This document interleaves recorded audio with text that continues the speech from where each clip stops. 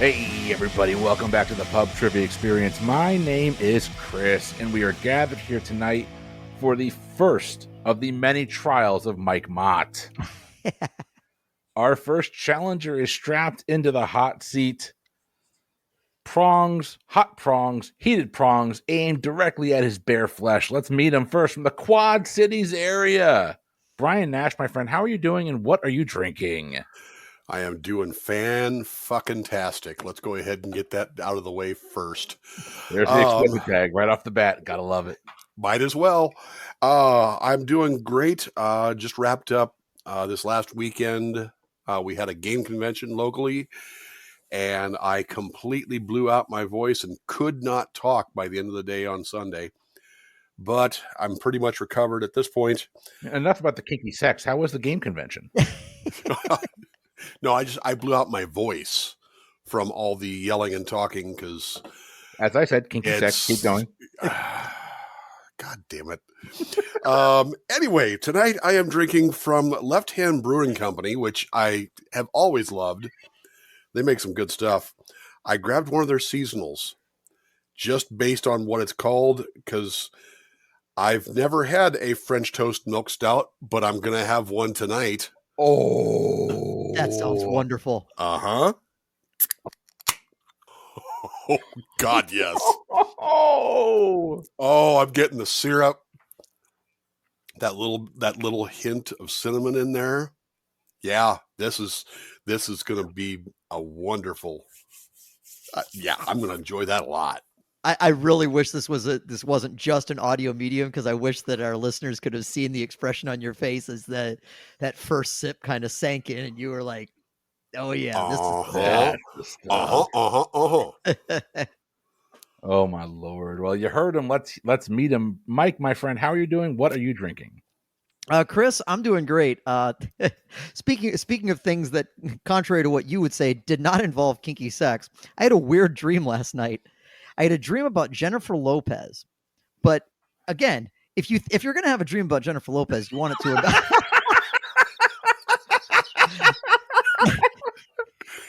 Jennifer Lopez. Brian's sitting over here moving his hand like the South Park episode. Again, I really genuinely wish this was a visual medium and not just audio. I totally lost my train of thought. The best part is we haven't even begun. I've had one drink tonight. Like, this is crazy. I've had 2 sips total.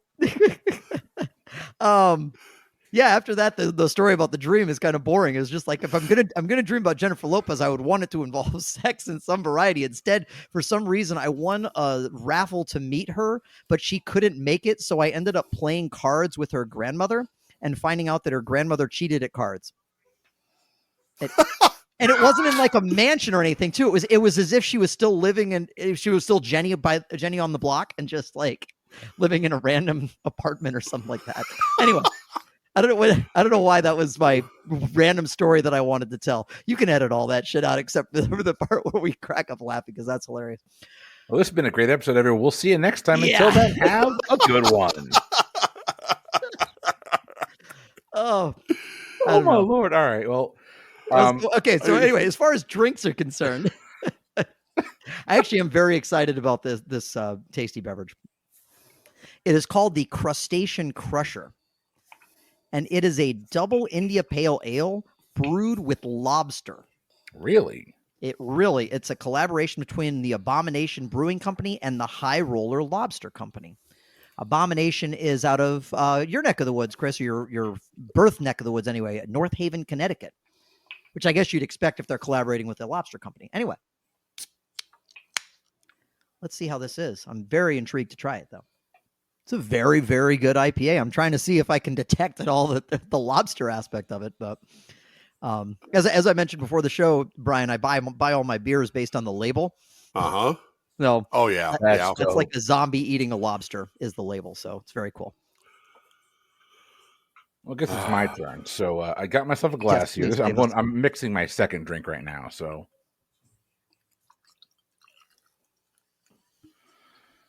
I got myself we'll call it a Ligori cocktail. It's nothing special. It's nothing fancy. It is ginger, Canada Dry Zero Sugar, It is Woodford Reserve, standard Woodford Reserve bourbon. And we're going to pour that on the top. And at the very, very bottom, giving it its beautiful dark cherry flavor, is cherry juice. Ordinarily throw a little Nice. cherry in there. And salute. Cheers. Cheers. Nostrovia. It is going to be a good night. We're going to get this started. This is a standard hot seat head-to-head. It's going to be Brian versus Mike. And we're going to kick things off with our pregame. Now, Brian, you are not the newbie here. You've been here before. Act like it. But you're the one that's been on here the fewest amount of times. So you tell me, do you want odds or evens for the pregame? I'm going to take odds because I can't even. Oh, my God. As if. All right, Brian, you're going to take odds. You're going to be going first. And this is a simple pregame of what came first. I have got a list of game/kids things that we might remember from our childhoods, our grandparents might remember from their childhoods. I'm going to give you two. You just got to tell me which one of these came first. Okay. And Brian, you decided to take odds. So your first one is going to be which came first, the Nintendo GameCube or Silly Bands? It would probably help if I even knew what the hell Silly Bands exactly were. Thank you. But I do have a pretty good idea on when the GameCube was released. And I'm going to guess Silly Bands came first. Silly Bands, if I'm not mistaken, they are like the specialized rubber bands that came like the shape of like animals and dinosaurs and shit. Oh, okay. Sure. I was way off. Silly Bands, the brand, came around in 2002. The GameCube released in 2001. Yep. No points for Brian. Mike, which came first, Hatchimals or Razor Scooters? My kids have some Hatchimals. They love themselves some Hatchimals. I feel like that's a pretty recent thing. I feel like Razor Scooters have got to predate them. So I'm going to say Razor Scooters. You are correct. Razor Scooters came back in the year 2000. Hatchimals 2016. Damn. I get a 1 year difference and he gets 16 years? I was just He thinking does. He does. You had the option of odds or even, sir. Fair. All right. Also, for those that are fans of mine, the three of you, 2016 also the Cubs won the World Series. Yes, as a matter of fact, it was a damn good year. Damn good year. We haven't had a good year since, I don't think. The world goes to hell in a handbasket, but we got a ring, so we're going to take it. Yeah. Brian, what came first, My Little Pony or Trivial Pursuit? Okay, Trivial Pursuit came out in 84 because we had the first edition of it and we played it around the kitchen table. My Little Pony, I think it was pretty big when it first came out. I don't think it came out that early. Trivial Pursuit, I think, was first. Trivial Pursuit was not 1984. Really? Trivial Pursuit's first edition launched in 1981. Well, shit. It was still before My Little Pony in 1982, so you're getting the point. Oh, thank God. Trivial Pursuit is like, to me, like Haley's Comet was to Mark Twain. We came in together. We must go out together. Oh, God. Okay. Mike, you're going next, and you're going to get Mr. Potato Head or Yahtzee. Ooh. Mr. Potato Head, if memory serves, was like legitimately the first toy commercial or something like that. And it was literally, I think later in the game. I think it just literally came with the pieces and you had to supply your own potato. But that was like the 50s. That's pretty old. I gotta believe that predates Yahtzee. So I'm gonna say Mr. Potato Head. Well, Mike, Yahtzee came out in 1956. So it's close. It's just dice in a cup. It's true. Mr. Potato Head was 52. You get the points. I was like, Mr. Potato was 50s too, I'm pretty sure. So let's see. It was. Oh, yeah. It was. All right. Brian, which came first, the Furby or the Leap Pad? Oh. Well, I know the NSA banned Furbies for being a recording device. Leap pads, I feel, were later, so I'm going to guess without confidence, Furbies. So the Elite Pad came out or debuted in 1999. The Furby, 1998. That is a correct answer. Brian's got the point. That's 3 in a row that have been 1 year off, Brian. You're getting tough ones. Yeah. If only I got one that was like 16 years apart or something. I know. No. I mean, y'all can keep bitching and moaning. I'll just shut this stuff down right now. Mike, back to you. What came first? The Easy Bake Oven or the Light Bright? When I think of the Light Bright, I think of an 80s thing. When I think of the Easy Bake Oven, I think of it as earlier than that. So I'm going to say Easy Bake Oven. You might think of it as an 80s thing, Mike. The Light Bright was 1967. Oh, wow. Okay. Easy Bake Oven was 63. You're still getting the point. Yeah, both of them were a lot earlier than that. 3 straight that my logic has been wrong, and yet I've gotten it right, so I'll take it. All right, Brian. Hey, however it works, man. Brian, which came first? Barbie or Hot Wheels? All right. Barbie was early to mid 50s. I saw the movie. I wasn't actually there for it. I'm not that fucking old. Wow. Hot Wheels. I think Hot Wheels didn't actually debut until the 60s, so I'm going to go Barbie. Yeah, your logic is right on there. Barbie, late 50s. Hot Wheels, 1968. Brian's picking up the points. Mike, what came first? Chinese checkers or Crayola crayons? Oh, this is a tough one. I don't have a really sound logic way of getting there. I'm just going to have to do a gut shot. And I feel like, for whatever reason, Chinese checkers is what I'm going to go with. I don't have any thunder behind it. Mike, Crayola crayons were back in 1903. Oh, shit. Chinese checkers was 1892. You're getting the point. I figured they both had to be pretty damn old. Yeah. I didn't think they were that old, though. Holy cow. All right, Brian, what came first? Lincoln Logs or Monopoly? I want to say Monopoly was like the 1930s. Lincoln Logs. Damn, that's good. I think Lincoln Logs were later. So I'm going to go. Yeah. Wait. It was Lincoln Logs versus. Wait. What? Lincoln Logs and what the hell was the other one? Monopoly. Thank you. Monopoly. Monopoly, you're right. Monopoly was 1935. You were wrong on the year, though, because Lincoln Logs are all the way back in 1916. Wow. That is your major difference question. That's 16 years. All right, Mike, what came first? The iPod Touch or the Microsoft Zune? Ooh. Let's see. I mean, I know the Zune was after the original iPod, but when did the iPod Touch come out? I'm going to say the Zune came out first. Yeah, I'm going to say the Zune came out first. The iPod Touch came out in 2007. The Zune debuted in 2006. You just swept the pregame. Nice. A score of 5-3 as we head into hot seat round 1. The hot seat rounds are 15 minutes each of a nonstop barrage of endless trivia questions and answers.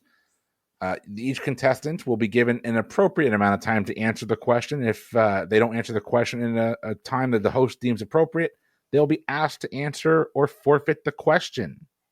It is general knowledge tonight, gentlemen. This could go any direction that you want. If we do have, at the end of the day, a unfair amount of questions at the end of hot seat round 1, hot seat round 2, we'll make sure we even out.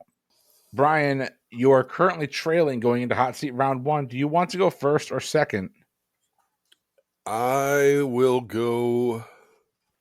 I went first time. I'll go second time. All right. Before we jump in, I am down 2 drinks so far. Man works fast. Now onto my second can of Canada Dry Zero Sugar. Healthy pour of that. There goes the Woodford Reserve.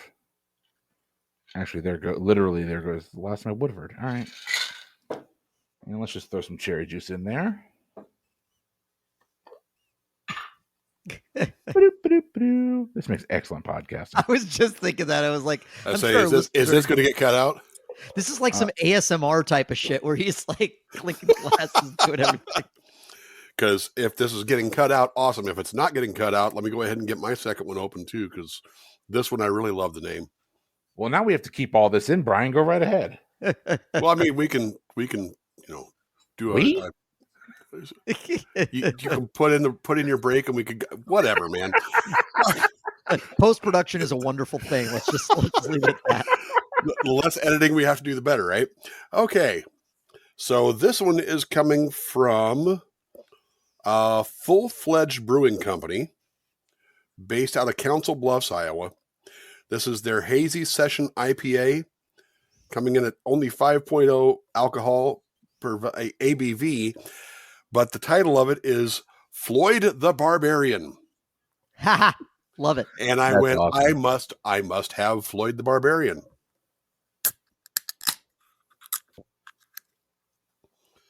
So there we go. There you go. Cheers. All right. We're going to jump right into this, Brian. You said you wanted to go second. Is that right? Yeah. All right, Mike, that means you're going to go first. 15 minutes on the clock. The time will begin after I read your first question. Here we go. Mike. Yes, sir. The White Star Line was feeling anxious in 1907 about the progress of their chief rival, the Cunard Company.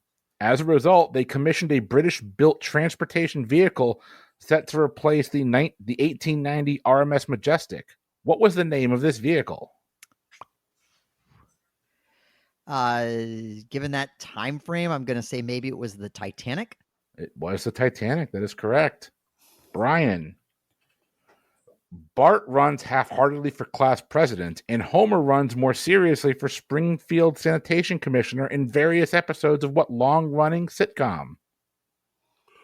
The Simpsons. The Simpsons is correct. Mike. In his satirical essay, A Modest Proposal, Jonathan Swift proposed that Ireland's poor do what with their children? Eat them. I have sell them to be eaten. Yeah, that's probably true. Okay. I just knew it involved eating children. I will mark that. I will not give you the points. I would give him the points on that. All right, Brian's benevolent overlord. The point is given to Mike, and we are moving along. Yeah, I honestly don't remember that. It's been so long since I've read it. I've eaten. It's been so long since I've eaten Irish babies. So after a quick review, we did find out that 100% it was supposed to be sell them to be eaten by the rich. But Brian made the call. We gave Mike the point anyway. Brian, which Powhatan Native American woman changed her name to Rebecca Rolfe and married a Jamestown colonist? Was that Pocahontas? That was Pocahontas. That is correct. Nicely done. Mike, the Magna Carta was crafted in England and approved by King John in which century? Let's see. I think it was like 1235, so that'd be the 13th century. 1215, but the 13th century is correct. I knew it was 12 something 5. Brian, which South American country was home to the marmalade-loving Paddington Bear before he moved to London? Wildest Peru. Peru is correct. Mike, we're going over to you. In a nod to the bird depicted on its face, the dollar coin of Canada is affectionately known as what? The loonie, I believe. Loonie is a correct answer. Brian, in which Scandinavian country is the 13-foot-high Norwegian spruce that's the oldest tree on Earth, having seen over 9,000 birthdays? This sounds like a trick question, Chris. Which Scandinavian country has the Norwegian spruce? All right, now I need to decide, is Chris messing with me? Or is the answer that damn obvious? going to say Norway and be mad if I'm wrong. It's Sweden. Son of a bitch. This is how the Norwegian spruce doesn't mean it's the only place that it is. I know. It's funny, Brian, because I was sitting here going, okay, in this situation, would I go Norway or Sweden? That was the two I was between. So I wasn't sure, though. I know that you know that I know that you know that I know. Yep. God damn it. I know you know I'm not telling the truth. Mike, we're going over to you. Which planet in our solar system is the hottest? Venus. I'm your Venus. I'm your fire. I am your desire, Mike. But we're going back to Brian. Brian, in a 1970 hit song, a 1970 hit song, James Taylor sings, "I've seen fire and I've seen what?" I've seen fire and I've seen rain. Seen sunny days that I thought would never end. Everyone okay if we just let Brian sing the rest of the episode? We don't need to do anything. Absolutely. Rain is a correct answer. If he was if he wrote that song in 2016, he would have said, "I've seen fire and I've seen hell froze over" because the Cubs won the series. Mike, we're going back to you. It's never going to get old, guys. I'm still celebrating. Me Mike, too. in the novel A Tale of Two Cities, Madame Defarge spends most of her time doing what? She's knitting. Do I need to be more specific? Nope, knitting is all I need. Good Okay. job. Brian, what sea is located on the border of Israel and Jordan?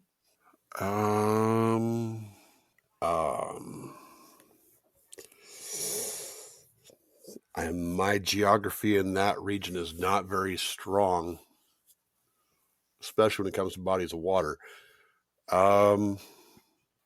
Wait, is it the Sea of Jordan? Is that your answer? Yeah, It's not. It's the Dead Sea. it is the Dead Sea. Damn it.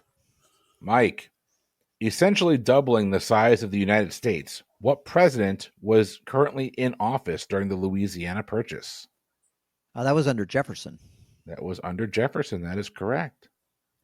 Despite he didn't believe in expansion. But hey, we're not going to talk about I know. We're not going to talk about political ideology in there. Never mind. We're not doing that. Brian, in what U.S. state is the famous Area 51 located? Well, they shot at me when I Naruto run at it back in 2019 or 2020, whenever that was. Pretty sure that's in Roswell, New Mexico. I'm sorry, Brian. Area 51 is actually in Nevada. Son of a crap. Mike, Yes. who starred along Jim Carrey's Lloyd in the film Dumb and Dumber? Jeff Daniels. Jeff Daniels is a correct answer. I had to make sure I didn't say Jeff Bridges by mistake. Been there more times than I want to admit. Yeah. Brian, which battle scene from a 1998 film was shot on the Irish coast with 2,500 Irish Reserve Army troops recruited to reenact the famous landing?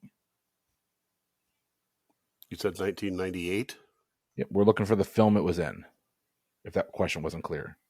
Right, but you said the year was 1998? Correct.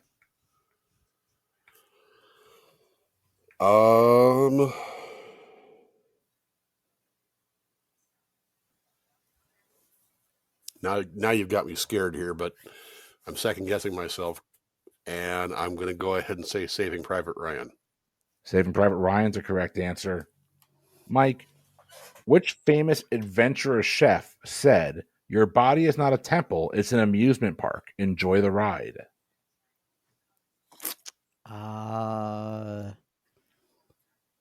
Adventurous chef. I don't know. Julia Child. Unfortunately, that'd be Anthony Bourdain. Okay. Brian, 100 triathlon athletes were insured for $1 million in 2005 against possible bites from which elusive creature? Elusive creature. All right. I'm going to guess alligators. No, they want you to be more specific here. It'd be the Loch Ness Monster. Holy buckets. Mike, who wrote the autobiography of Alice B. Toklas? Hint, don't say Alice B. Toklas. It was actually her life partner.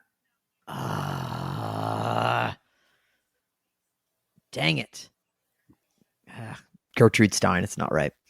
Gertrude Stein is right. Oh, it is. Okay. Good pull. Nicely done. Wow. I don't know why I didn't think that was right. That was just the first name popped in my head. Anyway. Brian, brocade, calico, and crepe are all types of what? Fabric. Fabric is a correct answer. Mike, rapper and producer Puff Daddy is credited with discovering and cultivating all of the following artists except one. Which one is on this list that should not be there? Notorious B.I.G., Mary J. Blige, Missy Misdemeanor Elliott, or Usher? I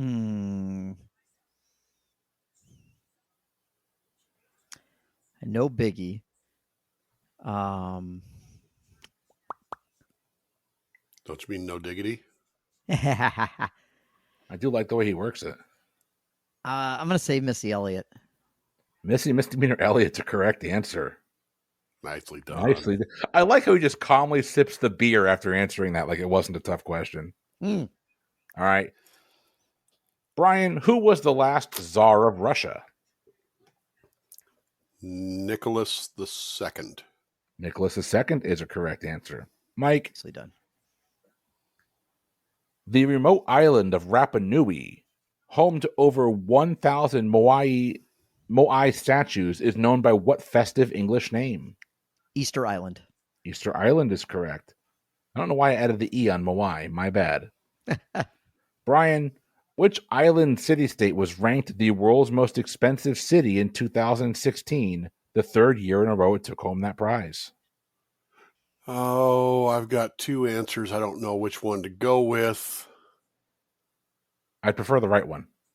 I'm going to go with Dubai. No, unfortunately, not Singapore. Was Singapore.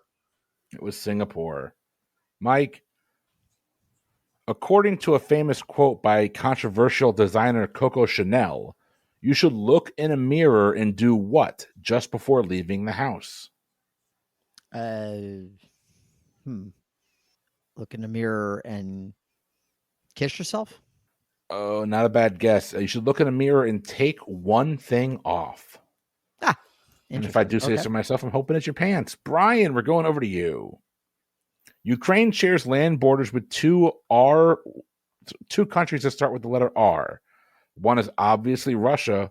What European country is the other? Romania. Romania is correct. I always forget how big Ukraine and Romania are. Yep. Emphasis on R. Mike. Amen. What group was formed by Luciano Pavarotti, Placido Domingo, and Jose Carreras? The Three Tenors. The Three Tenors is correct. It's the Three Amigos. Brian, what are the two main ingredients that are necessary to make a screwdriver? Vodka and orange juice. I have metal and plastic, but I'll give you vodka and orange juice. Mike, asking this question to you two gentlemen brings me great joy. Oh, God. The Yuko haircut straightening treatment is often referred to by its country of origin. What country was it? Wait, what now? Asking this question to you two gentlemen brings me great joy. Oh, you're going to repeat that. Okay, good. The Yuko haircut, Y-U-K-O, the Yuko hair straightening treatment, Y-U-K-O, is often referred to by its country of origin. What country did it originate in? I have no idea, but the name sounds vaguely Japanese, and I know that when we lived in Japan, they were fascinated by my sister's curly hair, so I'm going to say Japan. Japan is a correct answer. I take a chance to get my digs on you two whenever I can, and that's it.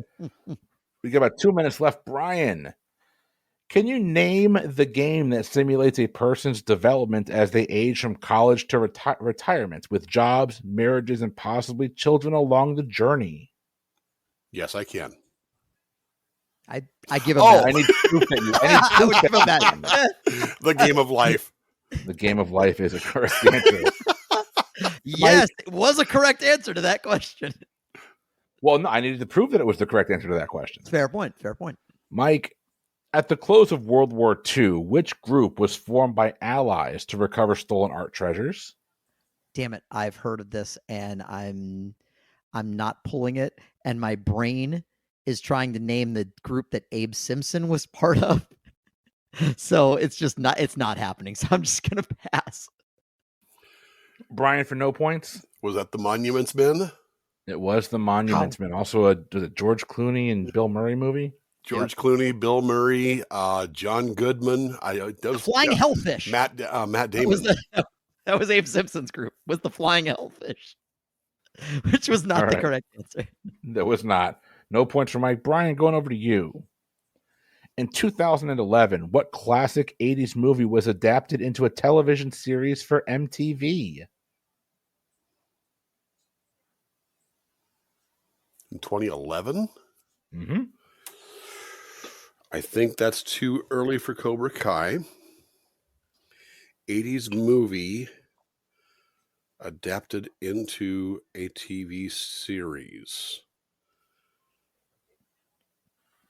There were a few that 2011. So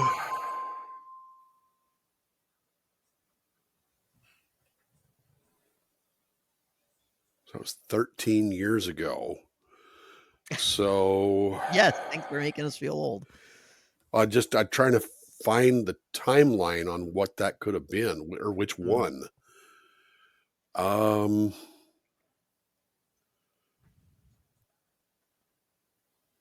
Classic 80s movie.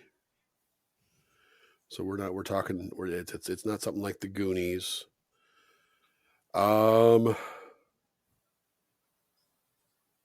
Teenage Mutant Ninja Turtles was later.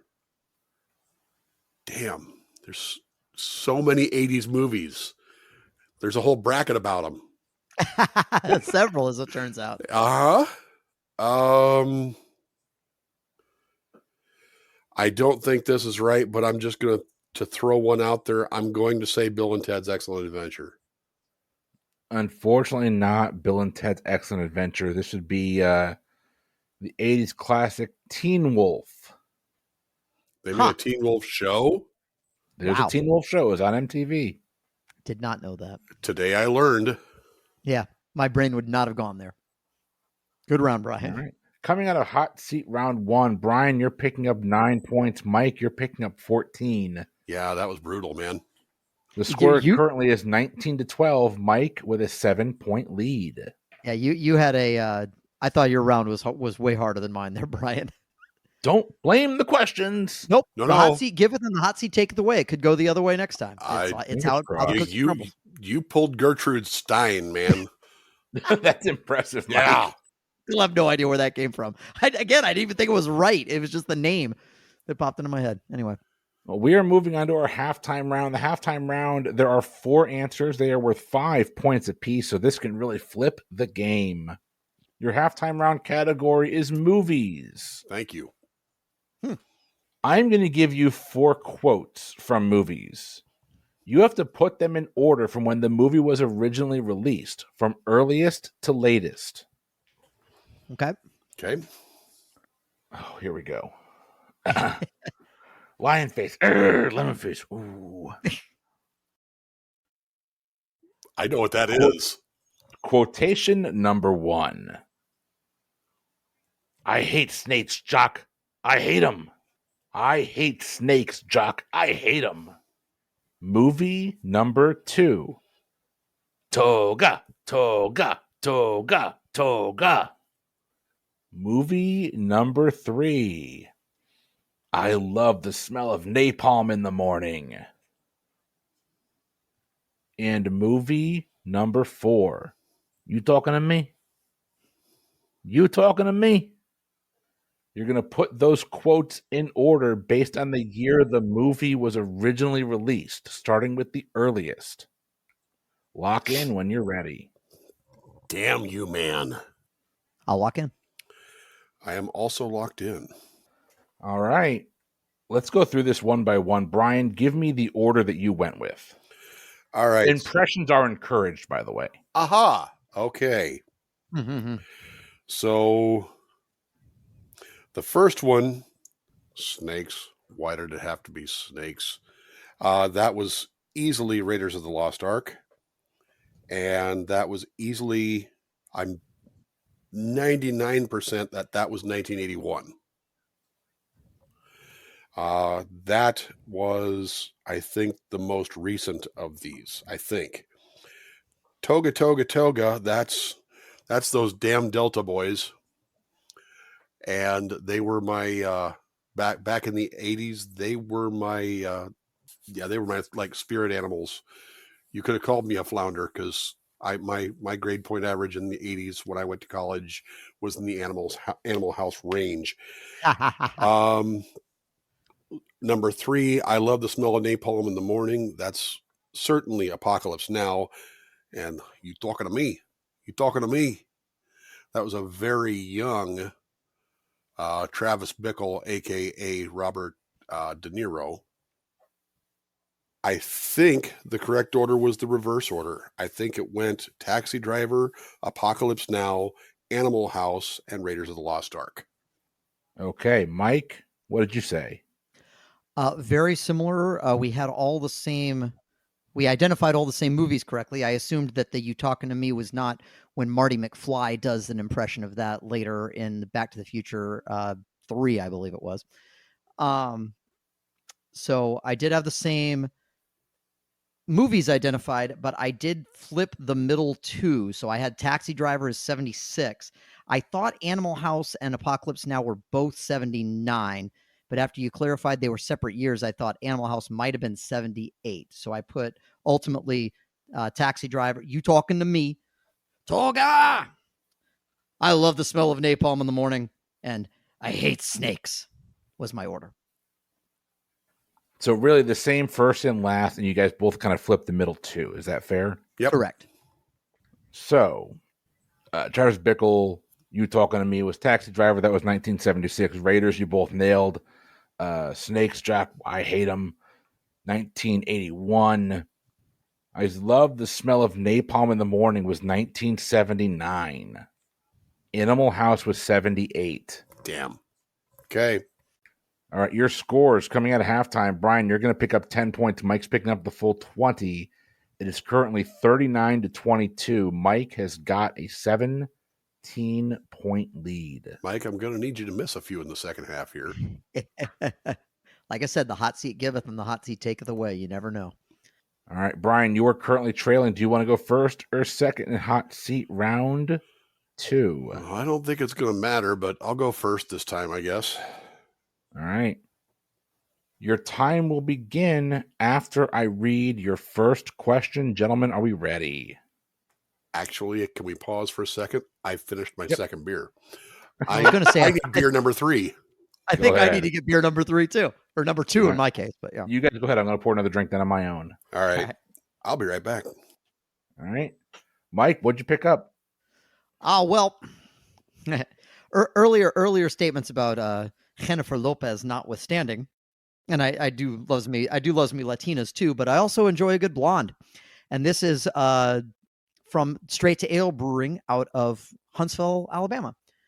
This is the Blonde Herlante. I hope I'm pronouncing that correctly. Belgian style golden ale. I also love me a good Belgian. All right, Brian, what did you grab? So this one, so both of the other ones were 12 ounces. This one's a 16, so this should last me a while. This is from Confluence Brewing Company out of Des Moines, Iowa. This is their German-style Doppelbock. And again, I had to get it just because of the name, because this is their Chew Baka. That's amazing. Right about a 6-pack. That's awesome. That's awesome. Being that everyone's calling out the strength of their drinks, I am currently sitting my Woodford Reserve, which, by the way, is like damn near gone. This bottle's almost empty. Yeah. It's sitting at 90.4 proof. So this one's 6.8% ABV. So Chris, I fundamentally did not realize that when I grabbed this beer, which is excellent, by the way. This is 10%, actually 9.9% alcohol by volume. I did not think it was that strong when I grabbed it. So I have good news for Brian. We're about to take a 10-minute break to let Mike drink a few. All right. We're going to get started with hot seat round 2. Brian, remind, did you want to go first or second? I'll go first. All right. Your time will begin, Brian, after I read your first question. Here we go. Which of these wine grapes is not used in white wine? Gamay, Riesling, Semillon, or Sylvaner? The first one. Gamay is the correct answer. Well Mike. done. I was about to say, Brian, you should have gone second because I have no clue. Mike, how many bones do humans have in each ear? 3? 3 is a correct answer. Brian, on April 11th, 1912, Francis Brown was on a pier in Ireland when he took one of the last known photos of what? 1912. That had to be a callback. This had to be the Titanic.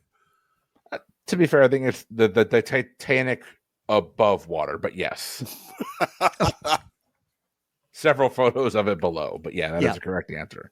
Mike, in 2010, a single violinist set a world record by playing what frenetic classical piece in just over 1 minute?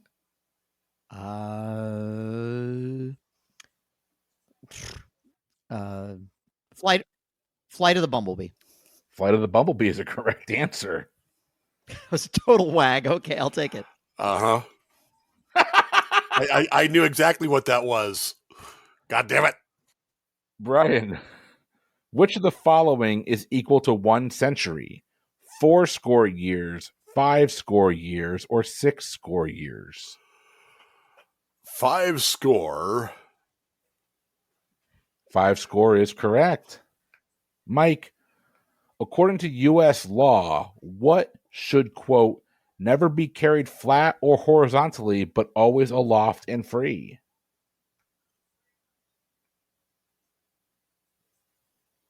The American flag? The U.S. flag is a correct answer. Brian, name 6 of the 8 Ivy League universities. God damn it. You got this, Brian. Harvard, Yale, Brown, Penn State. Unfortunately not.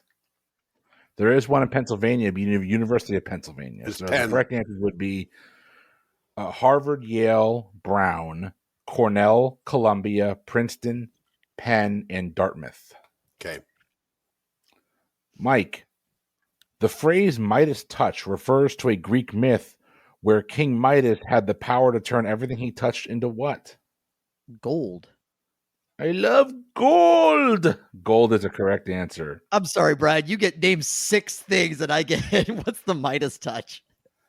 Sometimes Brian, I get it. Sometimes things are not fair. What sports legend's autobiography published in 1975 was titled The Greatest, My Own Story? Arnold Palmer. No. Fuck. The greatest would be Muhammad Ali. Of course. Mike, the 2002 edition of TV's Celebrity Boxing famously featured a bout between Tanya Harding and what other infamous person? Oh, shit.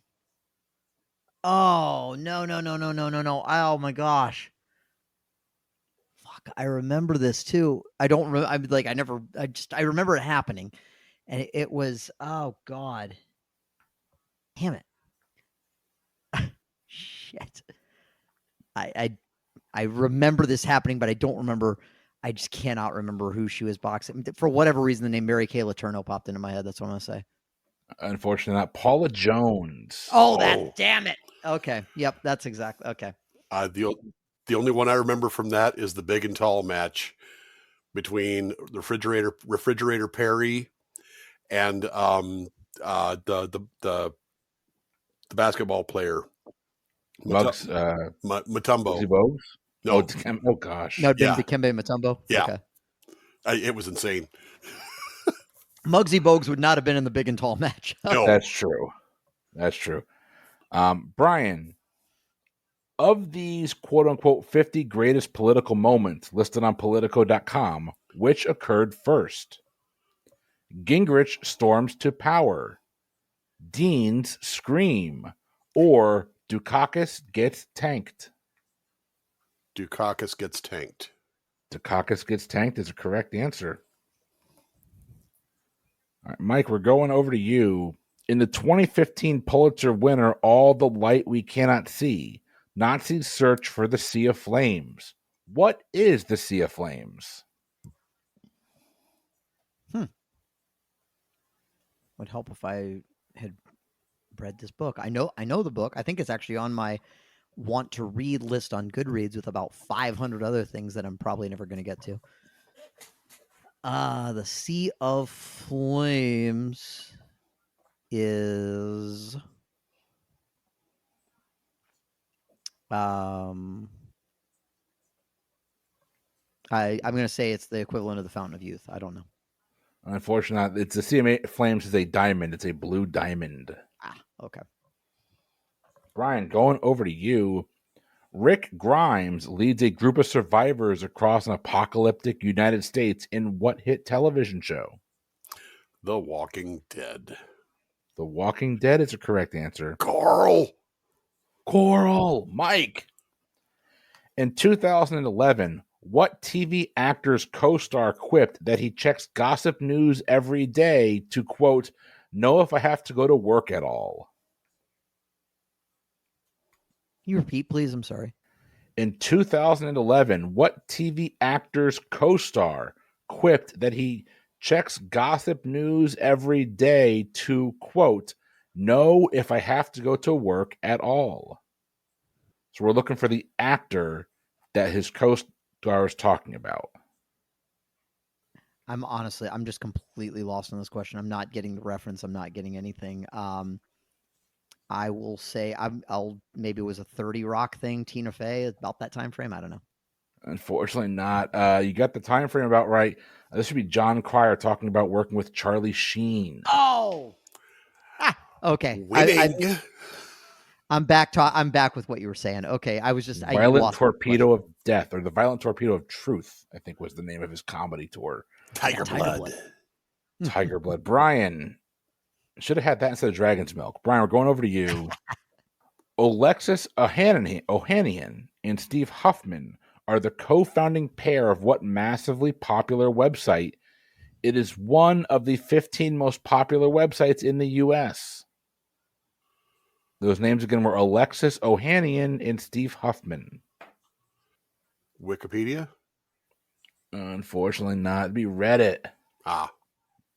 Mike, going over to you. In 1984, the NBA championship trophy was renamed to honor what legendary NBA commissioner? Not NFL, that'd be weird. It's shit. It's not Naismith, but that's what's coming to my head. He's the founder. No, it's not. It's Larry O'Brien. Okay, damn it.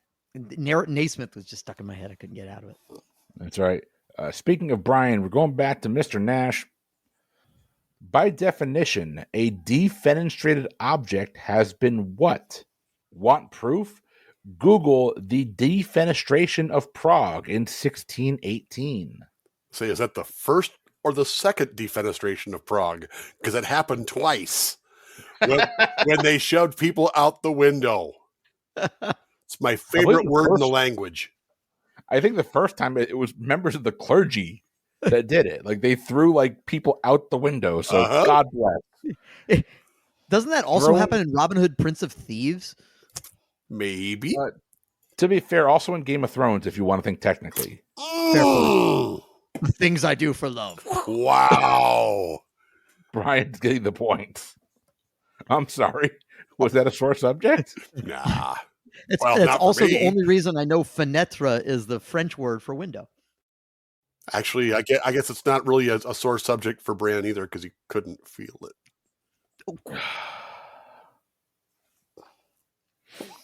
Chris, save us, please. Timer is running, by the way. Yeah, let's go. Mike, here we go.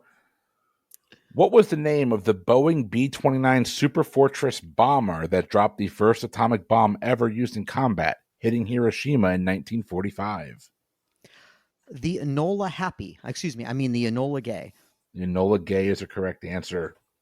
Brian, what racehorse won the Triple Crown in 1973? Oh,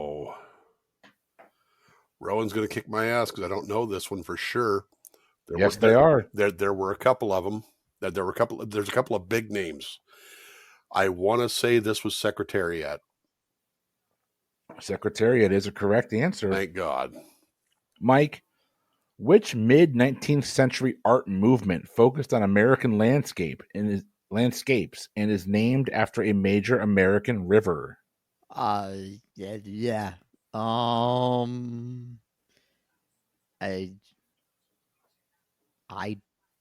don't know the Rio Grande movement.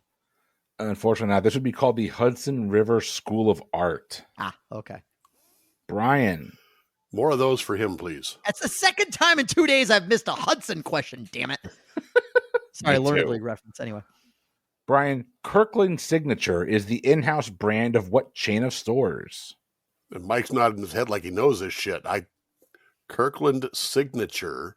He lives in Huntsville. He's got 3 stores to shop at. I don't know. Kohl's. Oh, unfortunately not. Mike for no points. It's Costco. The Kirkland albacore tuna is excellent. Several of the Kirkland products are excellent. They actually Mike, do have going a lot. Back to you. In what year was the first season of the hit HBO show The Sopranos released? Ooh. Let's see. Okay, hold on. I can figure this out. Hillary did the reference to the final episode in her campaign in 2016. Or was it 2012? Fuck.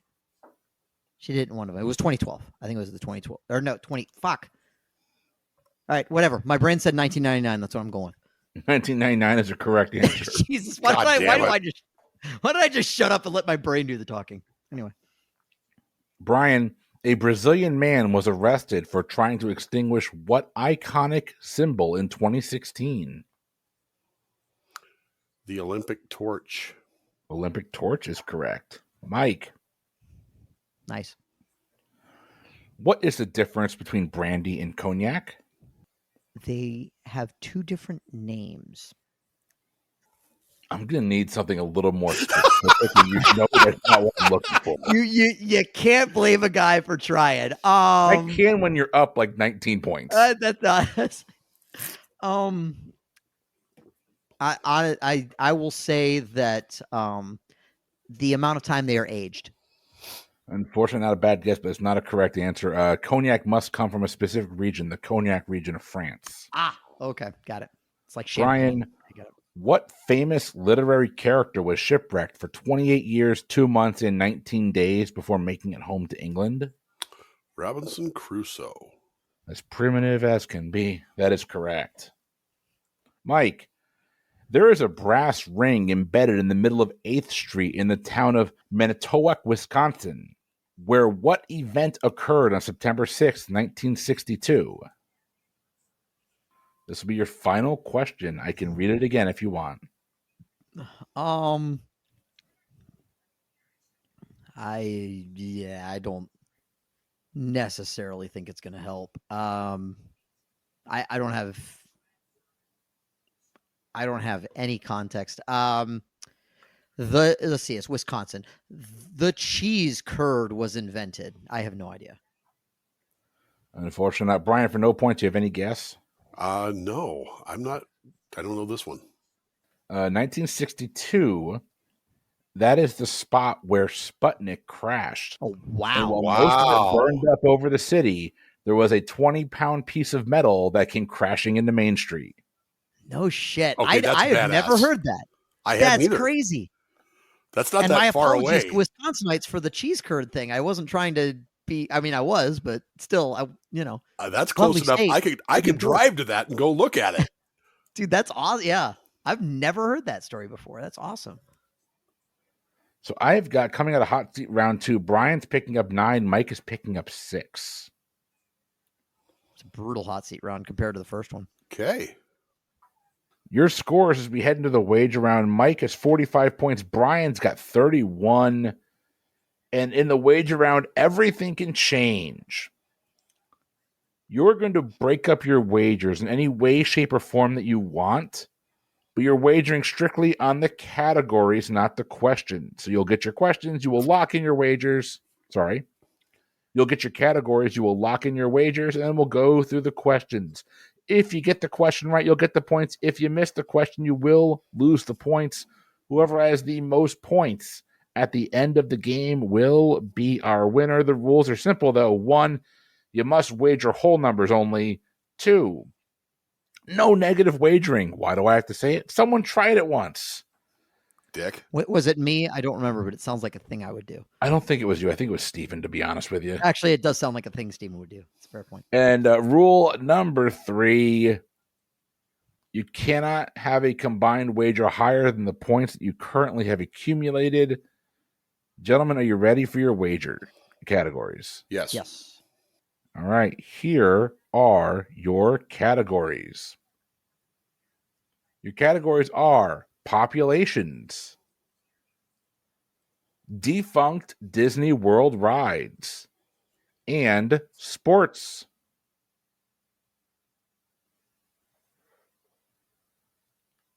Again, populations, defunct Disney World rides, and sports.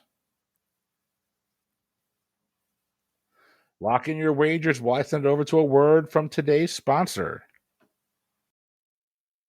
Hey there, PTE Network listeners. Do you like fantasy sports? Pouring over stats and trash talking your league as you take home the trophy? Do you dislike fantasy sports? Have no idea what PPR is and prefer to keep it that way? No matter how you answered those questions, this podcast is just for you. On draft days, we play fantasy sports, just without the sports. Instead of drafting athletes, we draft anything. Fictional dogs? Sure. New metal bands? Absolutely. Breakfast cereal? Why not? Everything is up for grabs as we try to build the best fantasy teams possible. The best part?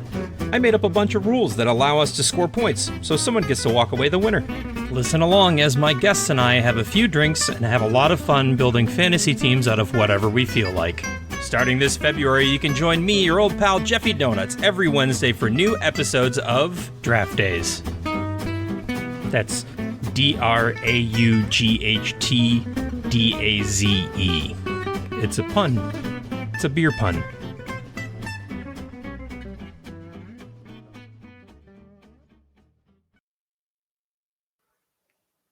All right, wagers are locked in. We are going to go question by question through this, starting off with question number 1. Your category is populations.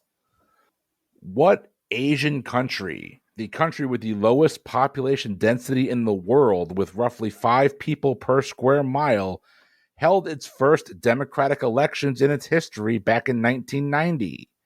In 2021, they held their most recent election, where they elected their 6th president ever, with their first being elected in 1992 following the parliamentary elections of 1990.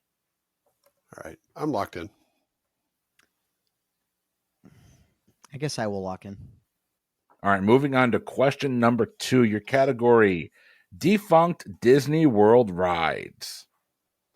What Epcot ride that opened in 1986 and closed in 1998 was a 3D sci-fi musical that starred Michael Jackson, was written by George Lucas, and directed by Francis Ford Coppola, who came up with the name of the ride, inspired by the Greek goddess of dawn?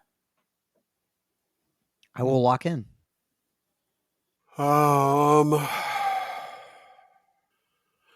Oh, damn. I've got 2 in my head. Which one is it? Nope. I'm scratching that one out and going with locked in. Okay, we're moving on to question number 3. Your category is sports. What sometimes magical player who retired prior to the 2022 season joined Walter Payton as the only player with 2 passing touchdowns, 1 rushing touchdown, 20-plus rushing yards, and a reception in the same game? Could you repeat that, Chris? I'm sorry. Yep. What sometimes magical player who retired prior to the 2022 season joined Walter Payton as the only player with 2 passing touchdowns, 1 rushing touchdown, 20-plus rushing yards, and a reception all in the same game? Said retired after the 2022 season. They retired prior to the 2022 season. Prior to the 2022 season. Thank you. I'll lock in. I'll lock in. We're going to go question by question through this. We're going to start with question number 1. Your category was in populations. What Asian country, the country with the lowest population density in the world, with roughly 5 people per square mile, held its first democratic elections in the history in 1990? Brian, your answer and your wager. Well, I only wagered 0 on this one, so I didn't have to spend a whole lot of effort on it. But I feel pretty nice that it's a large country, and 1990 sounded about right, and I'm going to go with Kazakhstan. Mike, your answer and your wager. Literally exact same across the board. Geography and adjacent questions are not my strong suit, so I did wager 0, but I did think large in terms of area, country, probably given the time frame, a former Soviet republic, and I also locked in with Kazakhstan. Kazakhstan, unfortunately, is not a correct answer. With a Royal Navy, or a navy that consists of 1 tugboat and a capital of Ulaanbaatar, this is Mongolia. Okay. Also a big country. I thought of that one first, actually, but I went, no, I think there's a lot of Chinese people in Mongolia. The time frame had me purely in Soviet Union territory, so. Yep. Okay. Well, I was never getting there. Hey, the scores don't change. We're moving into question number 2. Your category was defunct Disney World rides. Mike, your Disney love kind of stems from your wife, but it's documented. Brian, are you a big Disney World fan? I've been there a couple of times. Was that anywhere between 1986 and 1998? No, I didn't get married until 2004. Okay, well, let's see how this goes. What Epcot ride that opened in 1986 and closed in 1998 was a 3D sci-fi musical that starred Michael Jackson, was written by George Lucas, and directed by Francis Ford Coppola, who came up with the name inspired by the Greek goddess of dawn? Brian, your answer and your wager. Of the 3 categories that we had, sports is absolutely one of my black hole not good categories. And I wasn't too confident on populations, so I wagered 31 points. And when you started out with Michael Jackson, my immediate first response that I wrote down was Moonwalker. But I went, no. You're looking for a goddess of the dawn. Oh, well, that's Artemis. Wait, no. Artemis is the goddess of the moon, right? Oh, goddess of the dawn, I believe, is Aurora. So I hope to hell I'm 3 beers in at this point, and I'm hoping I'm not mixing these up, but I wrote down Aurora and locked in my full 31. Well, Brian's hoping for Borealis here. Mike, your answer and your wager. Dave Grohl would say, hell yeah, I remember Aurora. I did not. I would never have pulled that in a million years. I got really confused by the Greek goddess thing. But as Chris mentioned, of course, my wife, very, very into Disney, is actually a Disney travel agent. Nikki Moss, Small World, Big Fun Travel. So I got confused, but based on all of the rest of the hints, which included a great many things that I did not know before. The one thing I did know is Michael Jackson Disney World ride I associate with Captain EO. So that is what I locked in, and I wagered 18 points on this one. Fuck. The Roman goddess of dawn is Aurora, Brian. Fucking fuck. The Greek goddess of dawn is Eos. Captain EO is a correct answer. God damn it. That's where that. Okay. I was so confused. I did not know that at all. And that renders our final question moot. A little bit. I'm sorry. we're going to go through it anyway because I wrote the damn question. So, Sorry. what sometimes magical player who retired prior to the 2022 season joined Walter Payton as the only player with 2 passing touchdowns, 1 rushing touchdown, 20-plus rushing yards, and a reception in the same game? Brian, your answer, please. Sometimes magical was just not getting me there. Eventually, I locked in on Eli Manning, knowing that it's probably wrong because, again, sports is not my strength.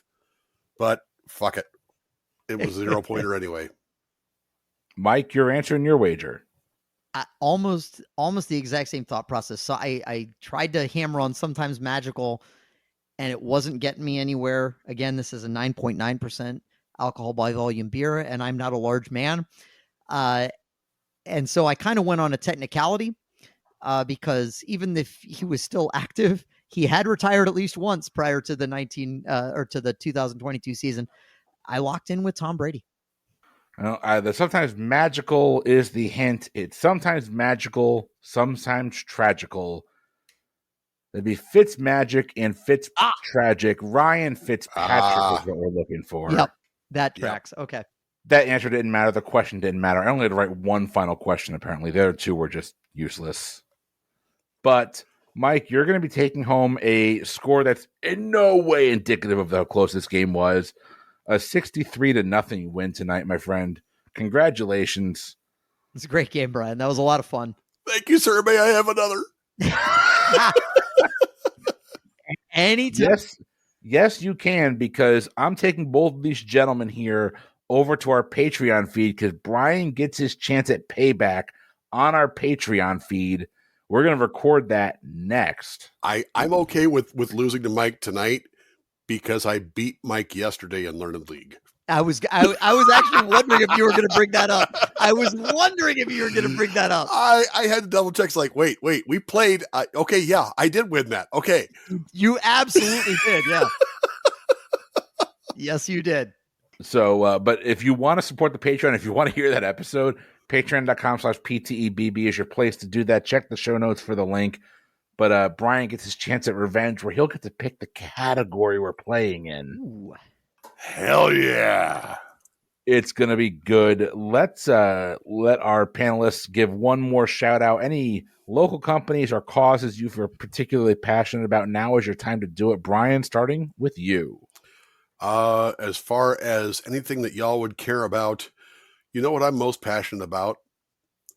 The World Trivia Federation. Amen. Jay is the hardest working woman in trivia. She is now part of the PTE BB network. Support the poor woman. She would love to get. I know. I mean, don't do it out of. Do it out of the kindness of your heart. But seriously, WTF? You get so much fucking content for $2 a month.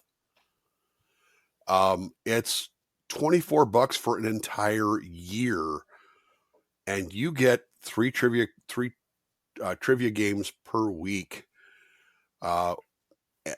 It's just it's insane how hard she works at this, and it is the best. No offense to you, Chris, or Mike, and anybody else here. It's the best trivia content you can get. I'm not arguing that. It's amazing. Her question writing. When I grow up as a trivia writer, I want to be Jay Borsum. Seriously, support WTF. It's fucking worth it. I am proud to be partnering with Jay Borsman to bring her on board here in the PTE network for her show for Boatin', which Brian, you just hosted. The way the release schedule goes, you'll record this last, but it'll be released first. For Boatin', though, is a wonderful time. There might still be time, though, if you follow us on Facebook or you're on the Discord server. So Facebook is on our PTE, the Lounge fans of the PTE network. We're doing our Oscars tournament. You can find the notes on there, but if you win the Oscars pick'em, I will personally, not out of the PTE network budget, out of my own pocket, I will personally gift the winner a 1-year subscription to the WTF. So you really got nothing to lose. You can jump on to the lounge, fans of Pub Trivia Experience, sorry, fans of the PTE network. Wow, branding. Right. It's all on there, or hop on our Discord server. It's there under the movies category. But those are going to be due by the start of the Oscars, which I believe is my birthday. Damn it, Mike, I can't lose to you on my birthday. I can't not beat you on your birthday, so we're both struggling here. Oh, Lord. Mike, any local companies or anyone you want to give a shout out to? Well, first of all, I want to second everything that Brian said. I've been thinking like just how severely we underpay for the work that Jay Borsum does with the WTF. She's phenomenal, and we're so it's $2 a month. Oh, I know, and we're so happy to also have her as a partner on the PTE network as well. And the Verboten, like every time I listen to Verboten, I'm just like I'm in awe of her abilities as a host. I am. So I definitely want to second that. I mentioned my wife's Disney business, so I checked that box as well. And I mentioned Straight to Ale Brewing out of Huntsville. Wonderful brewery. Yellow Hammer Brewing is also great in Huntsville. And then my final thing for me is just for me personally. Y'all have PTE listeners, boozy bracketology listeners, whatever, have definitely heard our ads in the past. We were forced to rebrand the band, but I have a music project with a couple buddies of mine from high school called the Datacorns. We are all parents of young children. Actually, one of us is also parents of an older child. They just yesterday, as of the time of recording, turned 16. So, which is crazy, but we're called the Datacorns, DAD, dad, and then Icorn. So it's basically unicorns except dad instead of un. And then, but you can find us, datacornsmusic.bandcamp.com. You can find our stuff there. You can look up the Datacorns on basically any streaming platform. Our first EP, Sanity is Waning, is out there now. And we were actually just talking earlier today about the recording of our second EP, which we're going to be doing later this year. It's been a fun time to get to get an outlet for some of our musical tendencies and stuff like that. We're not professional musicians, but we have a great time. And I think we put out some pretty decent content, all things considered. So definitely check us out if you get the opportunity. And I will shut up now and finish off my Blonde Herlanti, which is this is an excellent beer. I've thoroughly enjoyed it. Again, second shout out to Straight to Ale. There you go. They said it all. So check the show notes for all of our content. Patreon.com/PTEBB is your home to support the show financially. But come hang out with us on Discord. Check our Facebook group. It's all out there. You know what? You heard enough from me tonight. For the Pub Trivia Experience, I have been Chris. I've been Brian. And I've been Mike. And we'll see you next week for, dare I say it, the continued trials of Mike Mott. Until then, have a good one.